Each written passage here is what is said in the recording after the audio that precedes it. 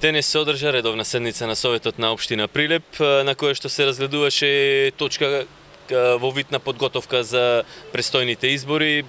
Се донесе одлука за определување на места каде што ќе можат политичките партии да ги остават, да ги лоцираат своите изборни плакати за време на изборната кампања. Тоа е обврска која што Советот законски треба да ја изврши и на таков начин го имавме и дневниот ред на денешната седница. Стандардно, како и секоја година за секои избори, имаме едно определено место во центарот на плоштадот Методи Андонов Ченто, кој што е неплатено.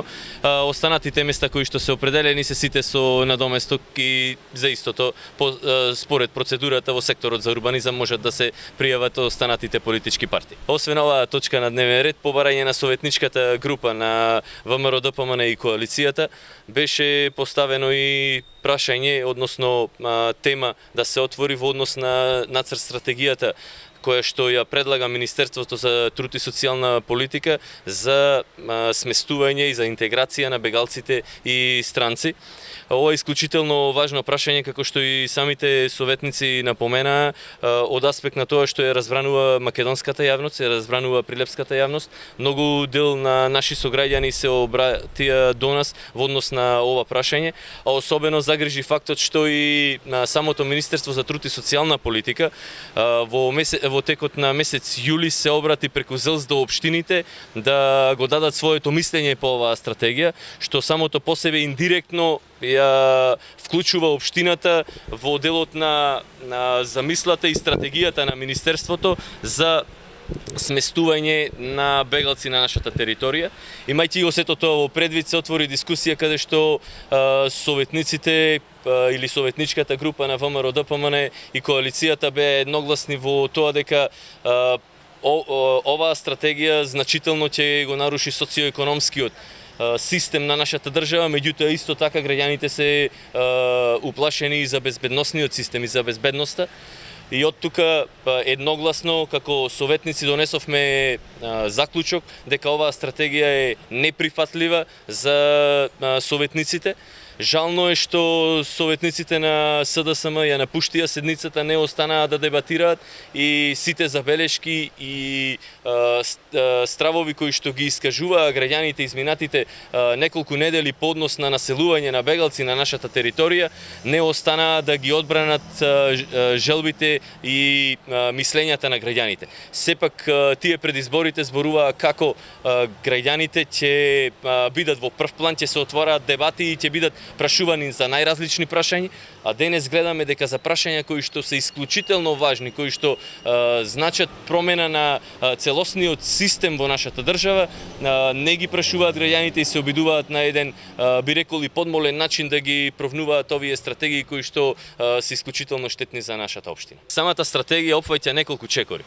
Првиот чекор е интеграција на самите бегалци и тоа преку образовниот систем, преку здравствениот систем и нивно трајно домување, кое што понатаму ќе донеси до нивна натурализација. Ова ќе значи нивен приоритет во делот на вработувањата. Тоа би значело целосна промена на образовниот систем во државата, затоа што тие луѓе прво не го познаваат македонскиот јазик. На таков начин ќе треба да се направат нови програми кои што ќе можат да ги инкорпорираат. Понатаму да не зборуваме за тоа дека инфраструктурата на градот во смисла на училишта, на образовни институции кои што ќе можат да ги прифатат не е доволна. И на крајот на сето тоа безбедносниот аспект кој што можеби и најмногу граѓаните го посочуваат, особено во телот на тоа како слика секаде онаму каде што имавме изминатите години бегалци, дека има определен проблем и се јавува определен проблем и страв кај граѓаните во однос на безбедносниот аспект.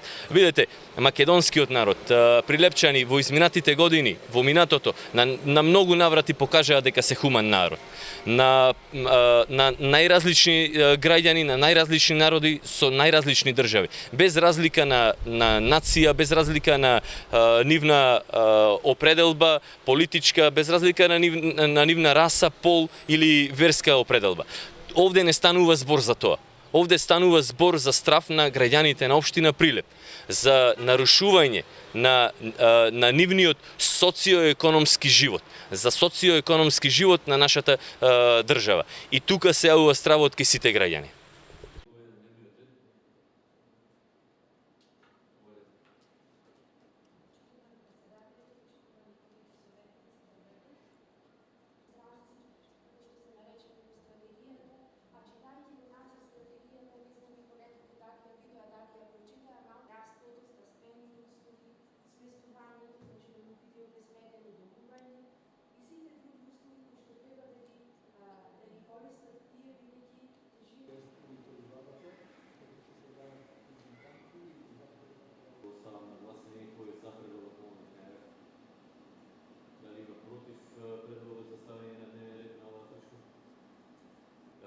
Вака предложениот дневен ред, ве молам да гласаме со двете точки. Кој е за предлогот на дневниот ред, молам да креира.